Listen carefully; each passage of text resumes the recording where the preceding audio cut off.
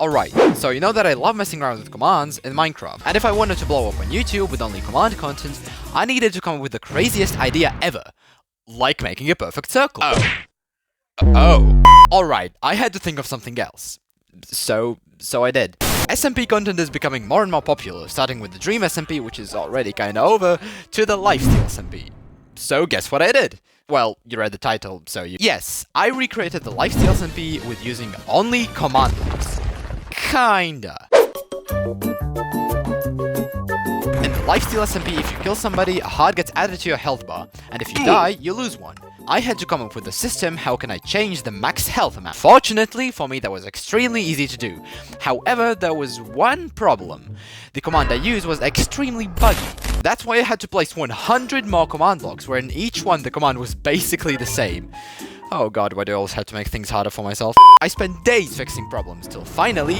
No, what did you think? It was done that fast? No, not of course, not at all. Especially when I didn't have a server to test it on. And I didn't have friends to test it on. I had finished the killing and dying process, but you might be wondering what happens if you run out of hearts. Well, you get banned from the server. However, also here I stumbled upon a serious problem. See, command blocks don't work that well together with server commands. I had to come up with a way to replicate the same effect without actually kicking the player out of the server. That's why I TP'd him up in the sky, gave him blindness, and displayed the necessary messages through the help of titles. Well, now it must be done. Wrong! You might have seen this, the heart item. Once upon right-clicking it, a heart gets added to your health bar. How in the world was I gonna do this? Actually, it wasn't that hard. I retextured an ender eye, and with some special tags I managed to make it so whenever you use it, it extends your health bar instead of leading you to the stronghold. Now you may ask, how in the world do I obtain it? Well, you can craft it using 4 heart fragments, 4 netherite ingots, and an elytra. What the hell is a heart fragment? Well, you can craft it by surrounding a totem and gold blocks. Now, how was I gonna do this? You can't add custom crafting recipes with commands. Psych! I spent 3 whole days creating a special crafting table. Yeah, that's right. With the help of item frames and droppers, I was able to create a custom block. Well, now it must be done, right? There is this command called /withdraw that transfers your hearts into the item. Yeah, you can't create custom commands using only commands. That's why I made the use of /trigger. See, with this feature, anyone can execute a custom function without having to be opt.